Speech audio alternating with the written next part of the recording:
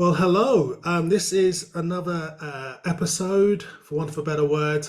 I still haven't found the right word to describe each of these installments of In Conservation With, but here we are. This is In Conservation With. My name is David Lindo. I'm also known as the Urban Birder. Tonight, my guest is Hannah Bourne-Taylor, a lady that has been in the news quite a lot recently, and we'll find out why shortly.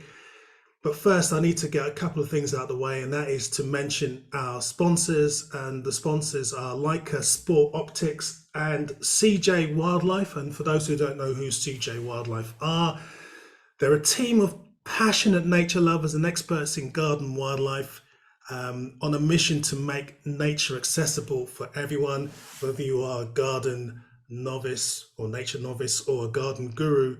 They want to inspire and educate and provide the right tools to help wildlife right on your doorstep. So that's who they are. And tonight also, I must thank Claire Evans, who's going to be marshalling the crowds. So if you've got any issues or problems, you can put a note in chat and hopefully Claire will help you, because I find it very difficult to multitask. That's for sure. I can't multitask.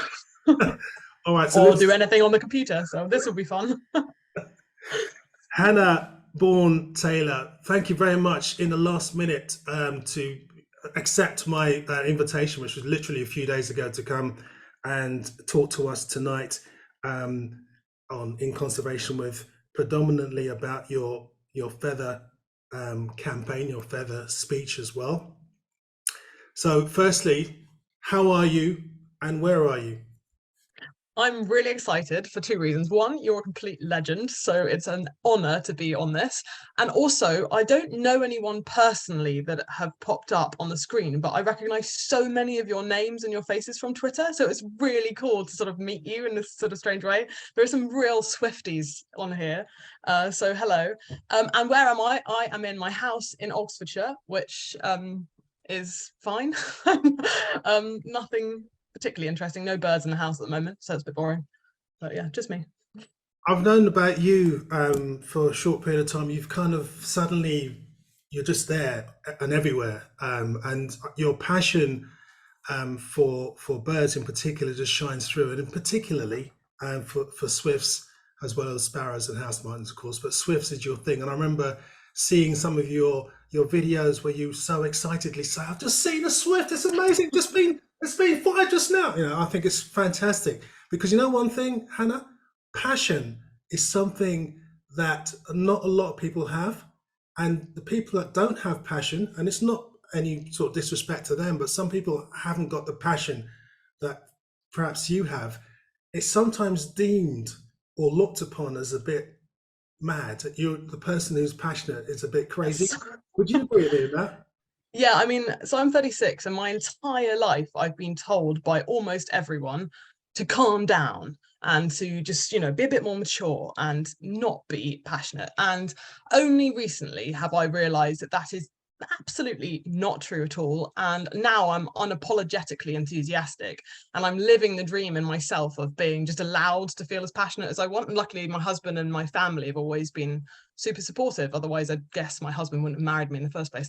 But I feel like I've been let free through being able to write, as well as live and have the birds with me and stuff. So yeah, passion is a superpower, and that's really the only thing I've got. So I'm really trying to use it as much as I can.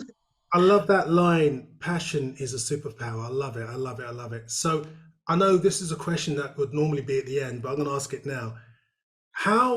What advice would you give someone to allow that passion to come out about anything? So I have really been told all of those negative things when it comes to that. So I would say listen to me and don't listen to those people that don't get it, because actually someone who's naturally passionate or who wants to be passionate is probably going to feel really repressed if they're not being like that. And I actually think it's a really, really positive fuel for action and also for self-confidence if you allow yourself to feel okay in your passion abilities. And I think it's a superpower in lots of ways. Firstly, for me, it has galvanized me into action, but also it makes me get up every day. It makes me seek out things that I am passionate about, which is really only nature. And it makes me happy. The passion element in my how I connect to the natural world in turn makes me feel happy and joyous. And I'm pretty grumpy and cynical a lot of the time. And so that's really important in my daily sort of well-being. I don't like that phrase, but that well-being element is absolutely pivotal on this idea of passion. So I think anyone that's got passion in them, and I should think every single person in this Zoom room right now is passionate about nature. Otherwise, I don't know why you'd be here. So I just feel like you can utilize it, you can love it, you can be yourself with it. It's really, really important. Before you had this passion for nature, what was your passion previously? I know that you, for example, used to be a model. Were you passionate about? No. So the modeling came through me being a student at London College of Fashion studying fashion photography. So it was sort of merged. But so I was and am passionate about art and visual imagery, which obviously comes into the Feather Speech campaign quite heavily. I love the idea of art and the creativity behind that and the minds and the cleverness and the concepts of it. But most of the things that I like in art are actually of nature. So that root of passion and nature, just the vehicle for a lot of my life was art, but actually it's nature. And what were you like as a kid? I mean, Completely what were you mad. into? So I was called Elastic Band by my parents because I had so much energy. And I was the odd one out at school, but I was super good at sport, so it made that like helped me be cool. But actually, I was the odd one out. I went through lots of different schools. Everyone now thinks I was expelled because I was naughty. I wasn't naughty at all. I just went to lots of schools, and I just didn't. I don't love people that much, which is awkward since you guys are all humans. But yeah, I just always wanted to be outside, and I didn't want to be cooped up in a crowd. I don't like crowds of people that much. So as a child, I actually felt really disconnected being a human with other humans. And I didn't really know why. And only when I moved to Africa and lived in the bush for 8 years did I really understand myself and kind of figure out that that was my problem all along. I just didn't really know it. So now I'm madder than ever and really happy. I mean, obviously you've been behind this whole feather campaign, which we'll talk about, but let's sort of look back at the spark. At least I think your spark. Correct me if I'm wrong, but it is when you went to Africa and you lived in, was it Ghana? Yes. And you weren't happy, were you? No, I was really unhappy. So I was 26 and I'd been living in central London since I was 18. And my husband got a job in Ghana. So that's why we moved there. But because of the situation with his job, I wasn't allowed to work. I was only allowed to live in the country to support him. And so my label suddenly became trailing spouse, which is as derogatory and debilitating as it sounds. And to start with, we lived in the city, and that made things worse for me. And the city is great. But in 2013, when we moved, there was no sort of central layout. You couldn't walk to somewhere. There was nowhere to go, and there was no pavement, for example, which was a surprise to me because I assumed that all cities across the world would have like European layouts. That just wasn't the case. So that prevented me from sort of getting out of this horrible apartment. And so the only companion I had, because my husband was working all hours in a new industry and a new job, and doing a really good job, I went a little bit mad through my companion of OCD, which I'd always had never admitted it, had sort of managed to repress it, and then out it popped like a sinister jack-in-a-box when I was alone in this apartment without internet, without friends, without television, was completely alone. And actually, looking back on it, I think it was a really logical, rational thing to go slightly insane. I don't know how anyone else would have coped at all. And it now reminds me of COVID lockdown. Overnight, everyone's routine just stopped. Everyone became instantly isolated. And the lack of purpose and the lack of connection turned a lot of people into people who were struggling with mental health. So I just had that on a micro level on my own a couple of years before COVID and didn't really know what to do about it. But then luckily we moved into rural Ghana, which sounds actually really terrifying because it's hours away from any sort of civilization as any Westerner would know it, surrounded by grassland, forest cobras, a long, big, wide river, and mud hut villages. But of course, also surrounded by wildlife and particularly by birds. And it was the birds that kind of plucked me out of this OCD insanity routine and completely changed my life. You're not the first person to have found a direction in life through birds. I mean, I'm one myself, so I can totally identify. But can you tell us about this bird, which I believe is a bronze mannequin?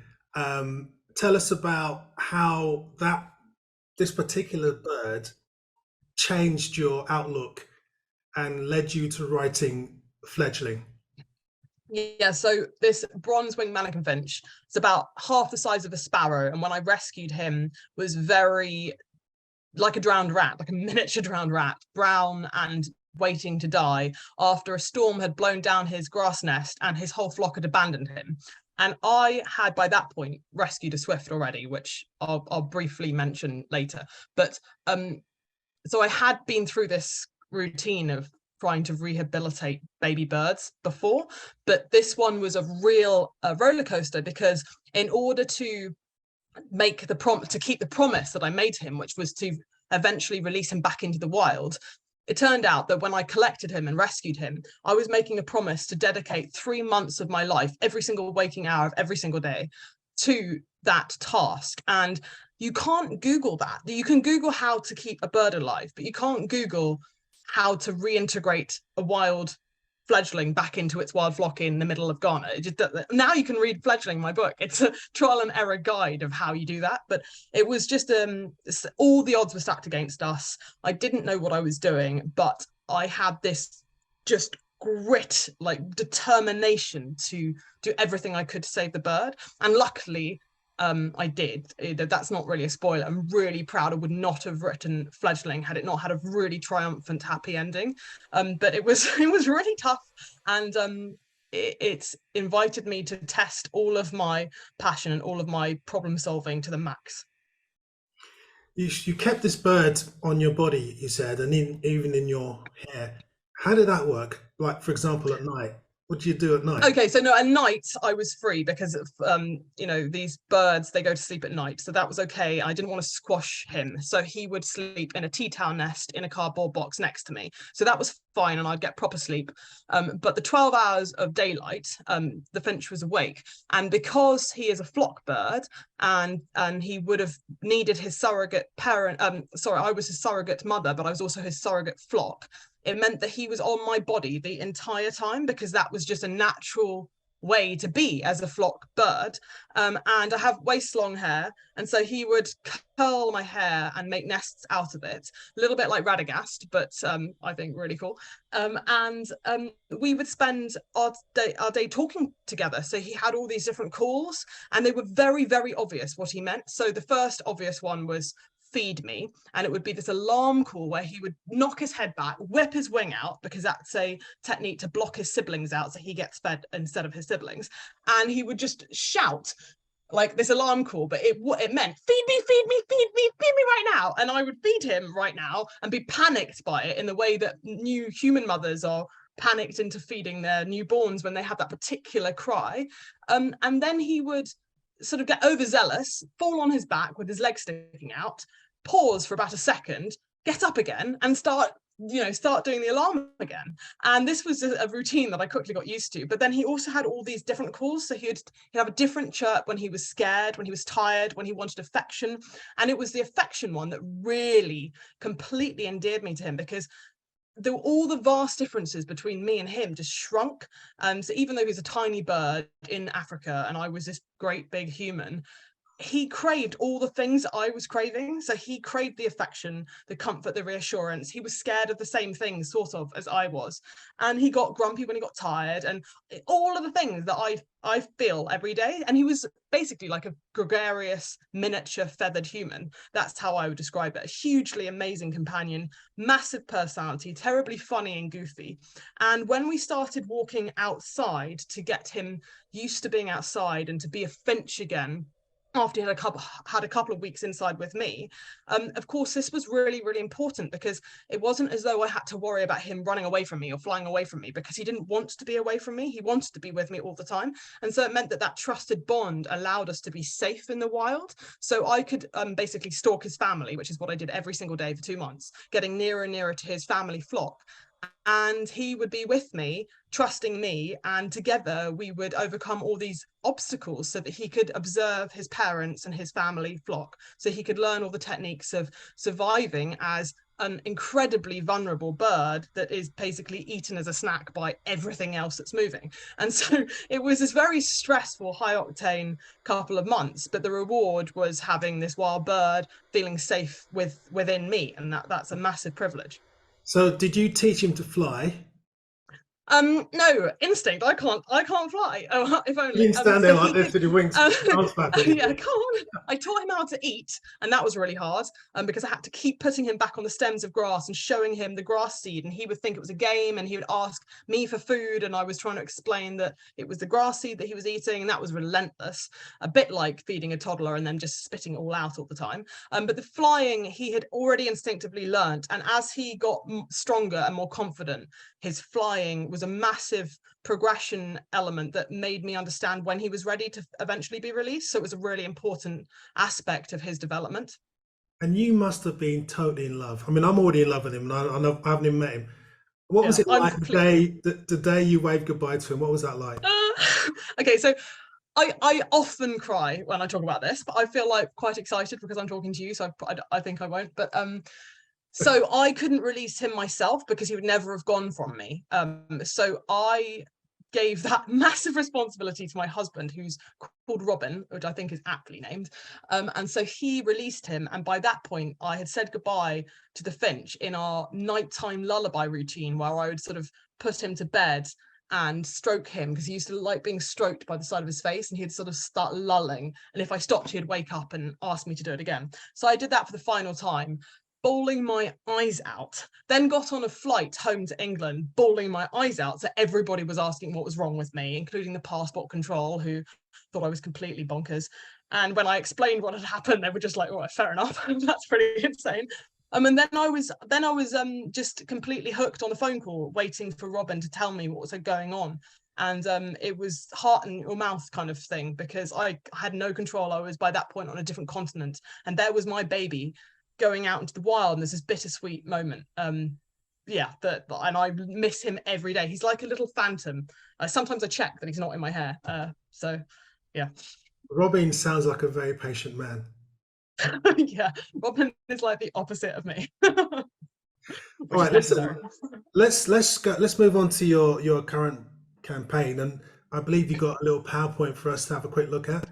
Yes, I've got a PowerPoint, but by this disclaimer is I've never done this before, and I'm embarrassingly terrible at this. So I'm just going to try to share my screen now, Okay, so and let's just whilst you're doing that, let me hopefully it just tell works. those who aren't experienced in this to watch it on speaker view, so you can actually see the whole sort of page as one thing, as opposed to part of a tiny mosaic of squares.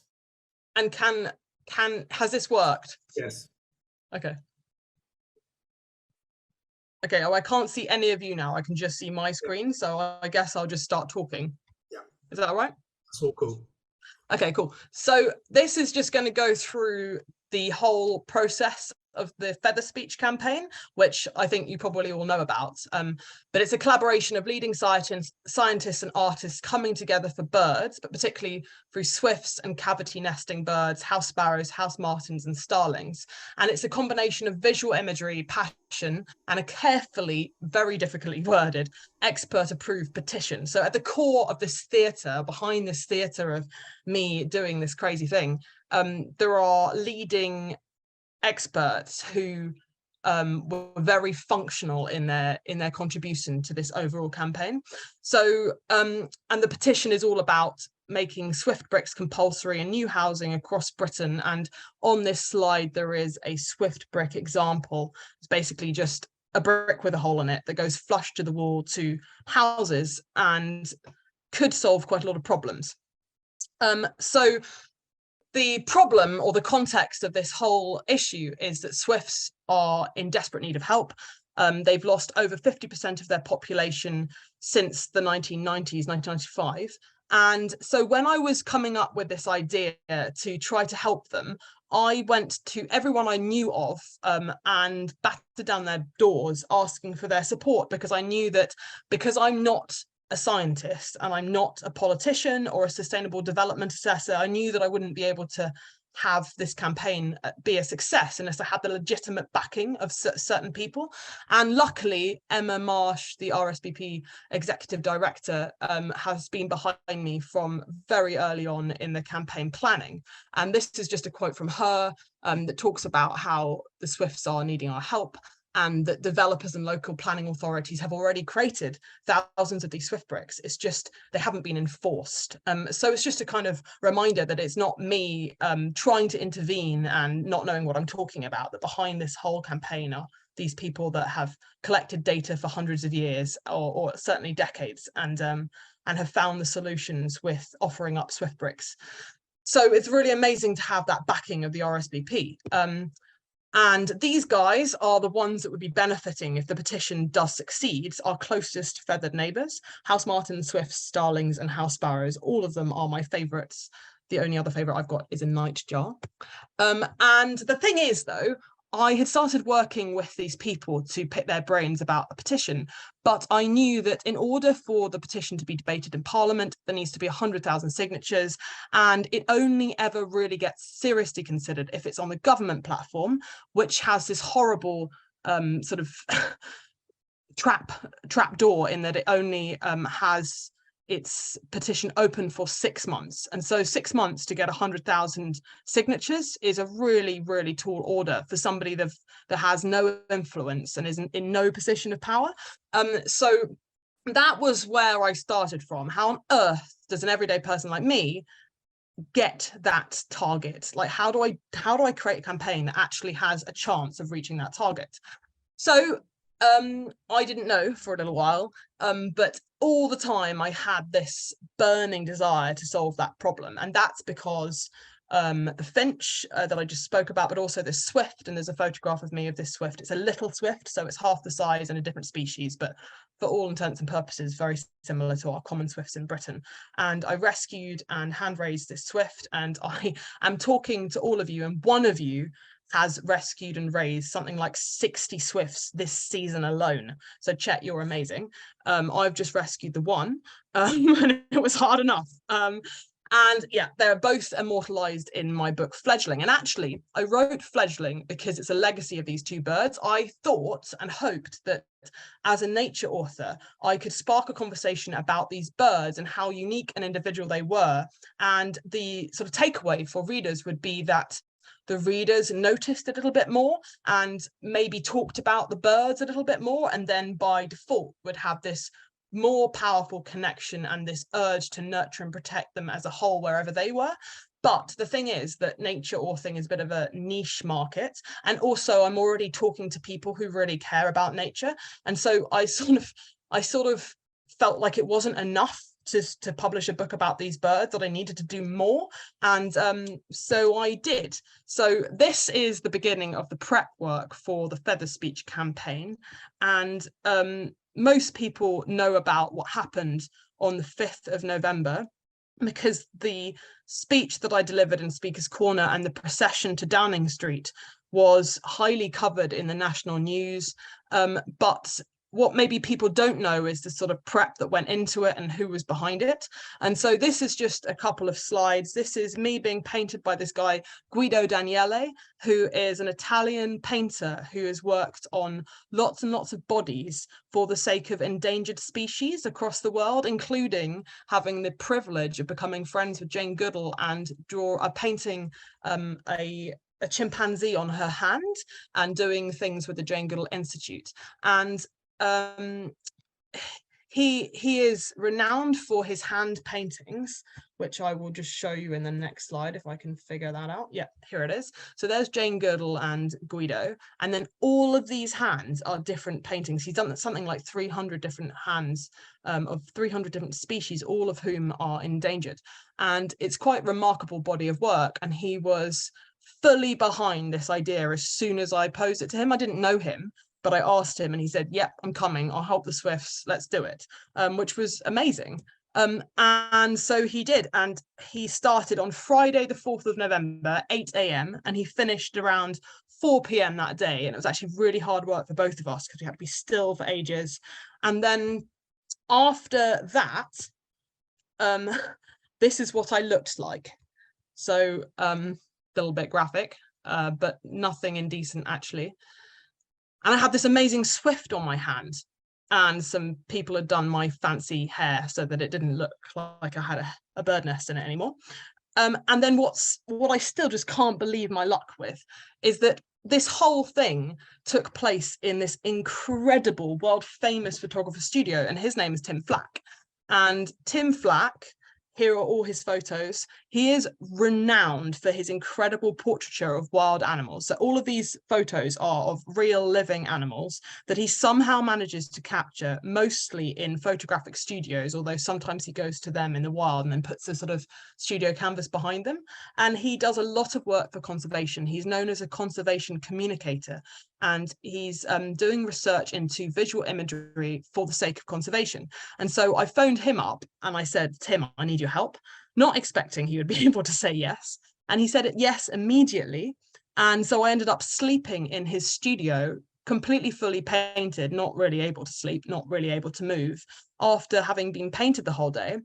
And after he had done this incredible photo shoot. So this is quite cool because it's slow motion, but this was for the official portrait campaign to try to show more of the beauty and less of the sensationalism, because I knew that actually what would be picked up in the media would be this idea of this indecent, extreme, radical woman doing this thing naked. But actually this photograph, I hope you would agree, is not kind of grotesque or anything like that.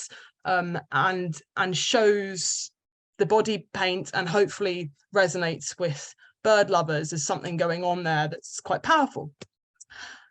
A couple of hours later, just before I delivered the speech on Saturday, by which point it was raining, I found myself in GB News in the live national news studio being interviewed by two politicians. That was a very surreal situation. Obviously, they were fully clothed. I was not. And I'd never been on live television before. And I don't know how I did it, but I managed to get the facts out and they took me seriously, which I couldn't quite believe. And then off I popped to the actual speech, which by that point I hadn't been wearing any clothes for 24 hours or over 24 hours, and was beginning to wonder whether I'd actually be able to go through with it, because I was really, really scared. I hadn't done anything remotely like it in my life. I've never been to any protests. I never thought I'd be an activist in any way at all, but these birds are so desperately in need of our help that I did it. So this is a 2-minute campaign video. You may have seen it, but in case you haven't, it's got a little bit of sound, including some of the speech, about half the speech. So here it is. I stand here today as a go-between for swifts. Today I open a petition and invite you to sign it, to make swift bricks compulsory in new housing across Britain.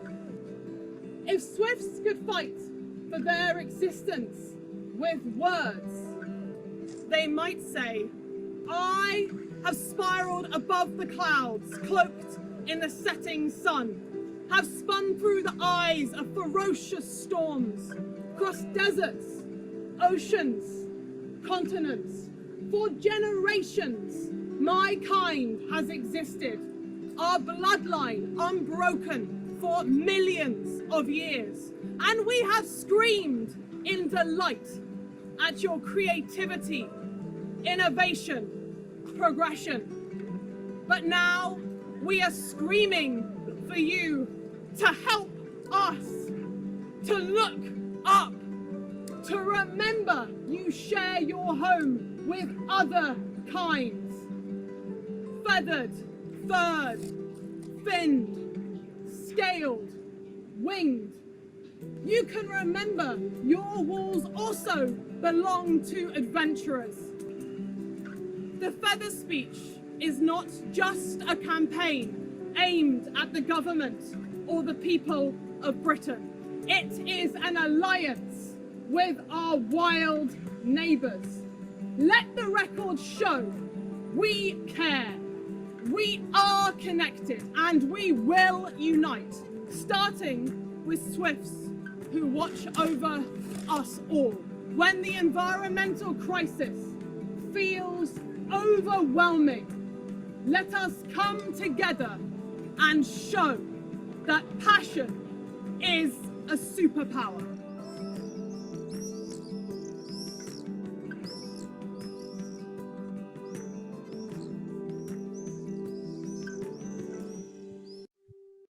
And it worked.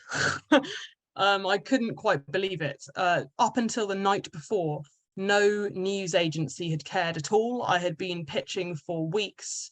There was nothing. And then suddenly there was just this opening of interest. And I think it reached every national newspaper, and also went international. And they obviously took the sensationalist route. I did quite like the Lady Godiva reference because she had actively inspired me. Also, I had been inspired by the co-founding women of the RSBP who had marched in Hyde Park about 110 years ago, and fought for 30 years against one of the biggest trades in the world at the time, the plumage trade. And they fought with grit and determination, and they weren't the same, they weren't celebrities or politicians either. They were also sort of trailing spouses. And so I resonated hugely with those women. And as you can hear from my presentation so far tonight, I'm really highly strung, highly energetic. And I don't think that most people would ever understand that I would be able to do that, because it took a slightly different personality to achieve it. But I feel like the only way I can describe that is that we're all here right now because we deeply love the birds. And that is what showed kind of, it shone through in that delivery of the speech, which was 5 minutes, and I didn't mess it up amazingly. And the 2-mile walk to Downing Street, which was quite a long way to be still naked in the whole thing. And I really think I only did it because of my genuine love for these birds. So I really like the Mirror's headline, actually, near naked bird lover in protest march to save her feathered friends. That's exactly what I'm trying to do. What was really, really, really scary was going on the Piers Morgan show. He started retweeting some of the tweets on Twitter, and suddenly I had this phone call from the producers saying, hey, can you get here and can you be painted? How long will it take? Do you have a body painter? And so suddenly I was trying to ring around finding a London body painter because Guido had gone back to Italy. And I found myself in Piers Morgan's TV studio 5 hours before the live event, being painted from head to toe again, having just spent hours and hours scrubbing off the first version. Really, really worried that Piers was going to corner me and not be very nice to me. And actually, I was really thrown off by how actively lovely and supportive he was of me and also the campaign. I'm actually really grateful for him because at the moment, he is the only person of influence on that sort of world stage who has actively supported their campaign outside of the nature conservation community. So actually, the birds owe quite a lot to him, I think. And it was actually quite fun, which I just can't believe that's coming out of my mouth. Anyway, so now I'm on this mission because the petition has reached 22,000 signatures, which is absolutely amazing and gives me so much hope that 22,000 people have cared enough for these birds to sign something. But the only thing is that 78,000 more people need to be sought out by me and other people. And so if you're wondering how you can help, then obviously signing it, but I very much assume that you already have. But also actively encouraging others to sign it and giving them all the information to make it easier for them. So sending them the QR code or just sort of doing it for them. So any way possible, that would be great. But also talking about it, just talking about swifts in general, because actually their nesting sites that are existing right now need desperately to be protected. And so making more people aware in your local community about these birds in the first place could really, really help their existence without the petition. Also, if you really want to actively support, then writing to MP wouldn't hurt. And getting in touch with me if you're up for being one of the feathers. I'm calling people feathers, but people sort of ground people targeting local communities to get the local support, the regional support during the next 6 months, because it's going to be a slog to get those 78,000 people supporting it.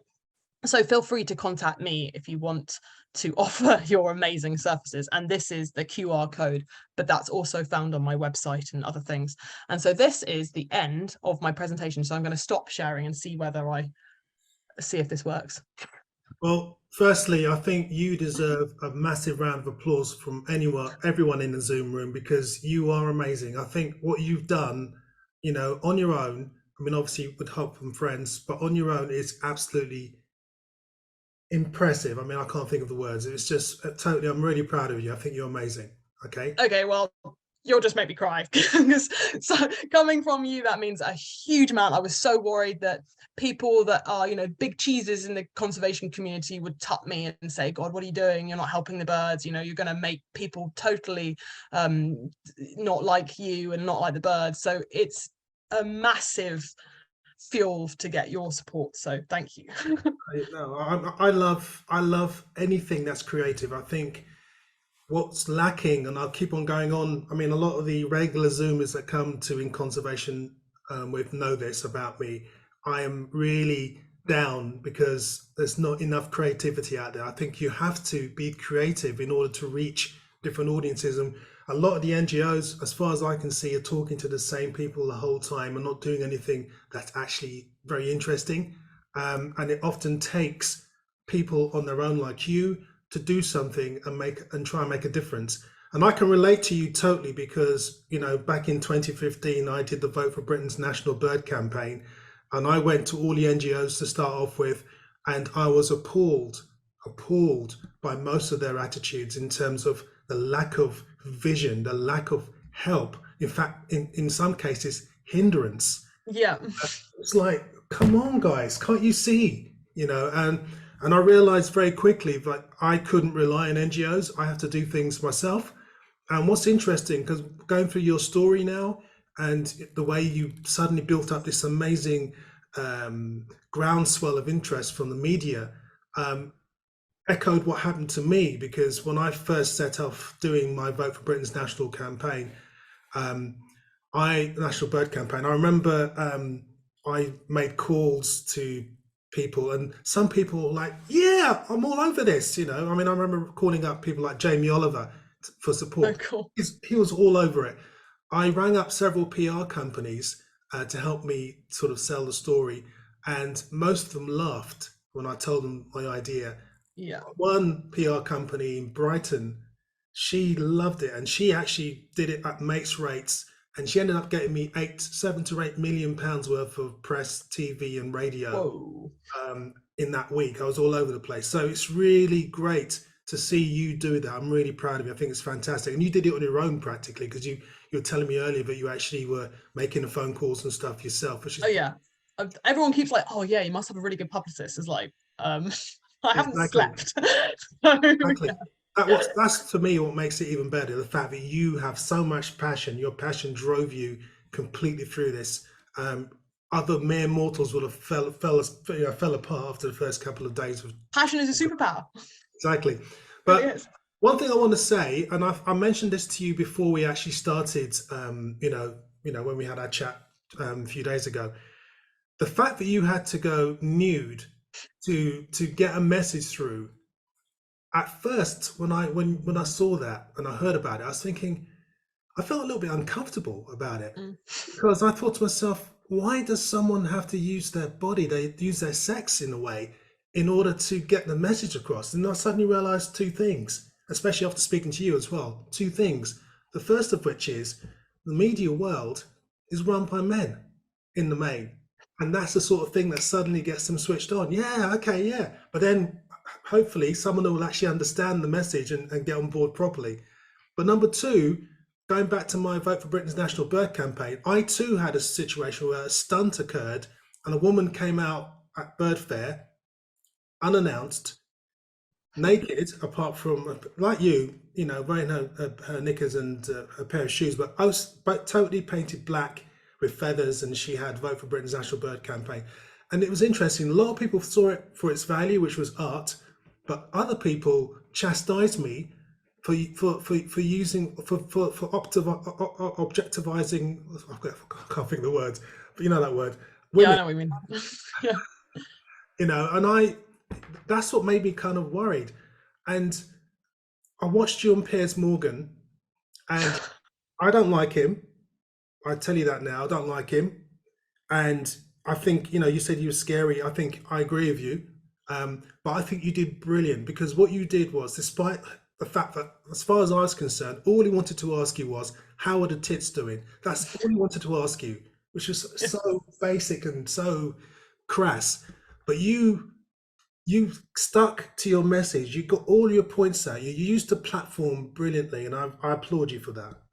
I don't know how I did it. I actually, I really, really was nervous because also that segment was supposed to be 8 minutes and he was supposed to be pipping me against the activists that are breaking the law. And I think they were trying to make me slag off the other environmentalists. And I was desperately worried about what I could say that wouldn't betray anyone that's trying to fight for nature, even if I don't personally go out and do it myself. And even if I feel a little bit not sure about that in case it's counterproductive. I didn't want to say any of that. I didn't know how to navigate it. And luckily there was no time. And so then I was thrown by him being really nice and just talking about the tits. And actually by that point, I had had a deluge of horrible abuse online, not surprisingly, about how I looked trans or how I looked like a bloke because I was so flat chested, and these horrendous, horrible things. And also many, many women saying that how dare I objectify women by being a woman and being naked. So women were actively unsupportive. So I had all of that by that point. Actually, Piers was a little puppy in comparison because the tit joke is really easy to deflect where if you're a bird watcher or a bird lover, because you can just start talking about long-tailed tits, great tits, cold tits. And I'd done that just before we started. So just before we went on air, he said to me, oh God, I'm going to have to not look down because otherwise that will go viral. And I said, hey, my tits aren't that great anyway. They're more like long tail tits. They're a bit smaller. And he just didn't, it completely threw him off because he thought that I was going to be all defensive and like worried about my body. And I just kind of threw it back at him. And actually that worked really well. But at that point I was having like an out of body experience because I was so nervous. I mean, it was full of people, TV studios, and I was the only one not wearing any clothes. And a lawyer and some sort of politician had just walked off being interviewed by Piers, and there I was being this sort of weird cheap stunt thing, thinking, oh God, how am I going to be taken at all seriously?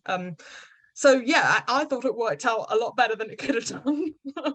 No, it worked out very well. I think that you held your own. But I mean, the other thing we talked about the other day was in terms of how people are protesting these days. I mean, firstly, our current government are trying to stop us from protesting. They're making it as illegal as possible. How do you feel about the current forms of protests happening at the moment? I don't know. I think I'm not sure because I feel like I'm just not in the space. So that's really weird, obviously, because now I'm apparently I'm an activist, but that's a very new thing for me. But what I look at it from a slightly different point of view, because I used to work in advertising, and I see it as it's the media more than the government, and the media has deliberately made it divisive so that there's more traction, and that's happening in algorithms across social media as well. So people are being pipped against each other on purpose, and the more extreme the better. And the problem is that the protesters that are becoming known for their environmental acts to try to help the environment are being labeled as eco-mob or negative labels in the media that's then really tarnishing their cause. And many of the people that have been arrested for really minimal crimes, like not really crimes, but just being kind of disruptive, are climate scientists and zoologists and ecologists. And actually, I think that there's so much ignorance to why and how these protests work that, like me, a lot of the people attacking me are just thinking, what an idiot. Why the hell have you just done that? It's like, well, okay, you stop. You have to get 100,000 signatures. How would you do it? Because you've got two options. You can either break the law or you can get naked. Like, I really don't see there's another way for it. And if you're trying to get national coverage, which are all the environmental protesters are trying to do, why? Because they've got an urgent message that they're trying to get out, then there is very limited ways in order to do that. And so I think they're just going to go on that route and just try and do it. And they have been more creative, been quite interesting.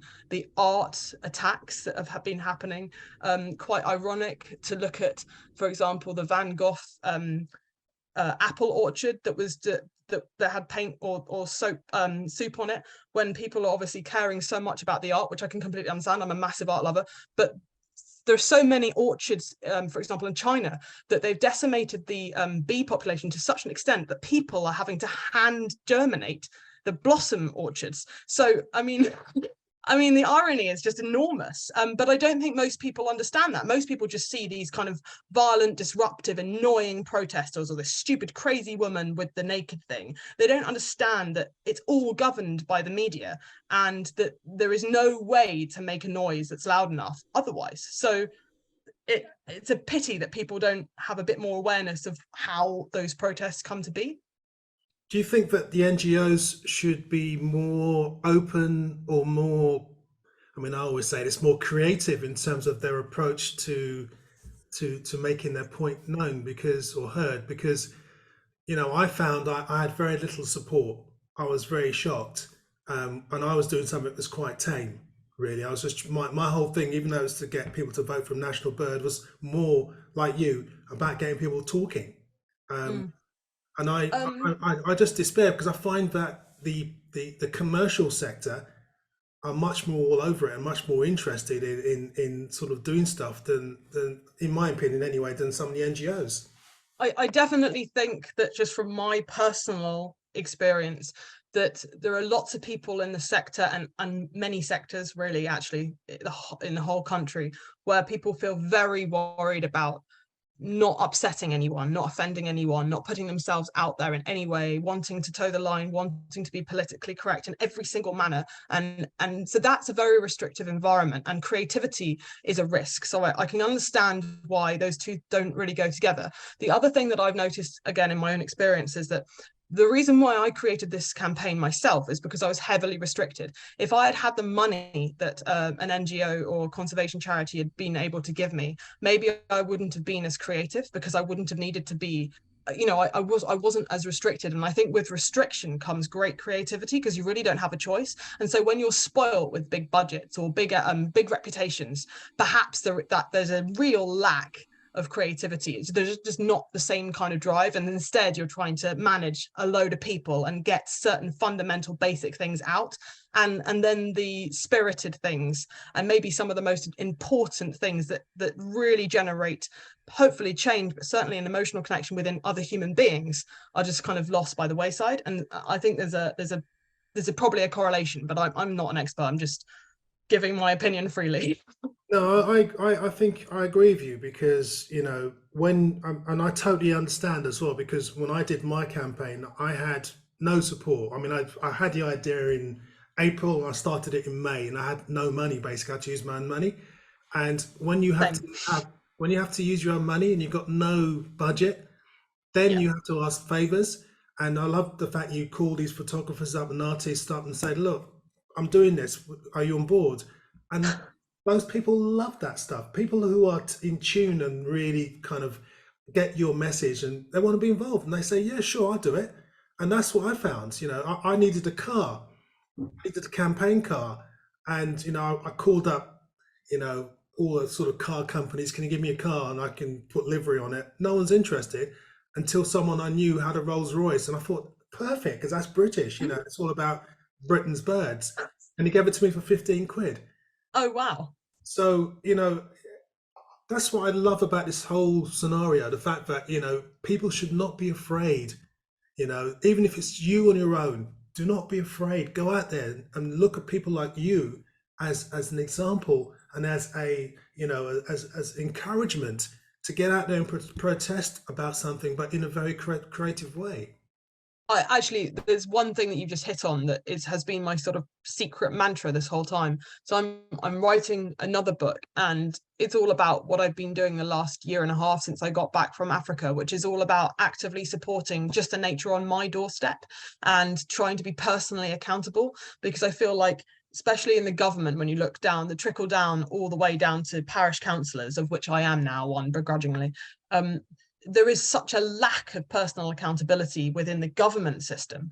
And then certainly you just take out the government and you just look at everyday people within local communities, there's a huge lack of personal accountability, whether it's what you're eating or what plastic you're buying or where you're going. And of course, unfortunately, all of this has become an opportunity to really attack individual people, and like virtue signaling has become really messed up in all of this idea to try to help the environment. But there is an element, certainly for me in my little journey, of realizing that I wasn't anywhere near as personally accountable because I completely dismissed myself as being able to do anything. So I look at the overwhelming environmental crisis and I think, oh my, firstly, I can't begin to comprehend how terrifyingly huge this is. And secondly, what can little old me do? Like absolutely nothing. I have no power to save the world at all. So I'm just going to kind of freak out every day, get used to that horrible feeling of panic and not do anything.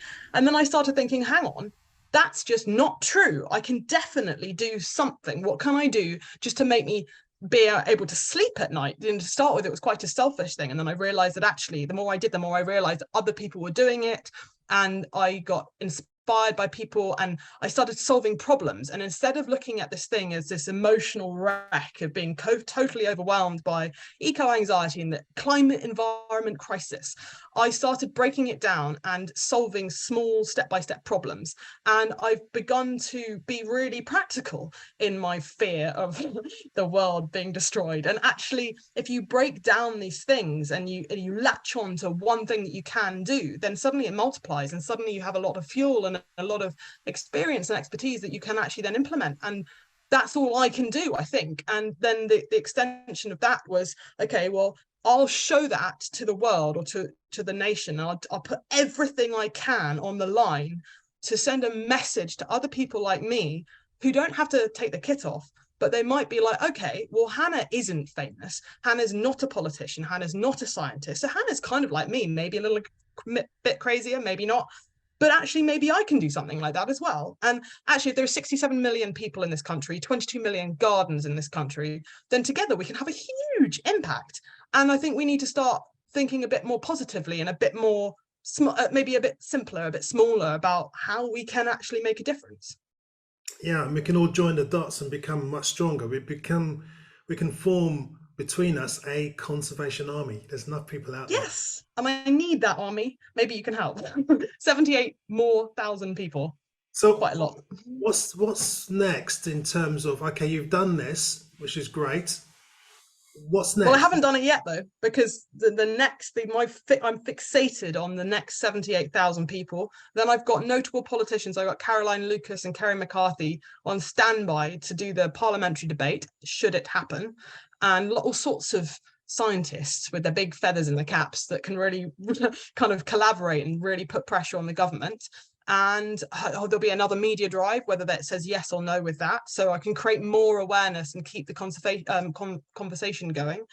But I can't think, I mean, there are lots of other birds I want to help, farmland birds, light pollution affected birds. But right now I am tunnel visioned for these 4 cavity nesting species, because I know that if I'm not on it 100%, it won't happen. Because, you know, these conservation organizations that are helping, or anyone else that's helping, they've got multiple agendas, and I need to be that obsessive with that one vision, otherwise it won't work. So yeah, I have only just cracked the iceberg right now. It's going to be a long 6 months. Well, I'll tell you what, you are a superwoman when it comes to passion. That's all I can say. You are absolutely fantastic. We're coming to the close of an hour. I mean, it's amazing. We can speak for so much longer. Sorry. No, it's great. I love it. I mean, you know, I'm hoping that the Zoomers will leave this meeting thinking of, you know, thoughts and hopefully inspired by this, and also people watching this in the future will hopefully be inspired as well. I mean, I am inspired. I think it's great. Hannah, if you could be anywhere in the world right now, where would you be right now? Yeah, I was prepared for this. I suppose I would be in Southern Africa, crying with the Swifts, trying to tell them that by the time they get back, because the deadline for the petition is the 30th of April, normally about a week before they get back, trying to make a promise to them by the time they return, we'll have got somewhere. That's probably where I'd want to be. Otherwise, with my beloved mannequin finch in Ghana, but either way in Africa. Yeah, well, we have to make sure. I mean, obviously with Christmas coming, it might be a bit more difficult to get traction, but certainly in the new year, we need to make sure we hit that 100,000 without a doubt.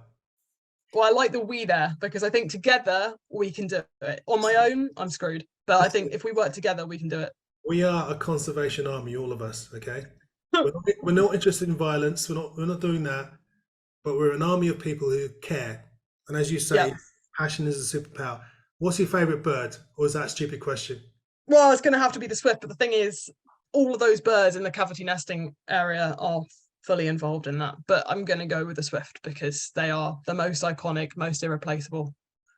Yeah, but I feel really guilty when I say that because the house sparrows are just like my finch. So yeah, but swift. Okay. Whilst I got you all here, Zoomers, let me just quickly tell you that we've got some more great conversations coming up. On Monday, we have Amy Jane Beer. Oh, wow. I'll be there. She's written a book called Flow, which is about rivers. So we'll be talking about rivers and swimming and all that sort of stuff. She holds the record of being on In Conservation the most. She's been on 3 times now. It's her 3rd time. And I love talking to her. She's great, like you. She's great. On November the 28th, we've got another lady called Florence Wilkinson, and she's written a book. Warbler app. Yeah, exactly. Wild City. Exactly. She's written a book called Wild City, and she'll be talking about wildlife in our cities. And on December the 5th, we've got a guy called Professor Frank Rene, and he's going to be talking about the secret life of the corncrake, just to calm things down a bit. But there's a ton more stuff happening between now and next year. So please, if this is your first time being involved in conservation with, let's see you again, because we have great conversations. And also think about becoming a member of the Urban Birder World community so you can see the Q&A which is happening next, which you won't see if you're not a member. So Hannah, listen, I am inspired. I want to get out, take my clothes off and get painted now. Oh, so cool. So thank you very much for spurring your evening and inspiring all of us. Oh, thank you, David, for having me. And thank you, everyone, for coming, because I felt really nervous about all of this because it's just all a bit ridiculous and a bit scary. And it's amazing to have people supporting me and being nice to me and caring so much about our beloved birds. So thanks so much for coming. You are a great ambassador for the birds, without any doubt. Without any doubt. Thanks. Highest compliment.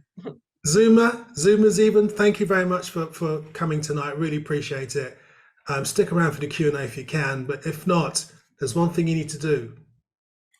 Keep looking. Oh my God, sign the petition. Sign the petition, but then start looking and up. share it. Oh, and sign the petition. Look up while typing. Sign a petition, share it, and then look up.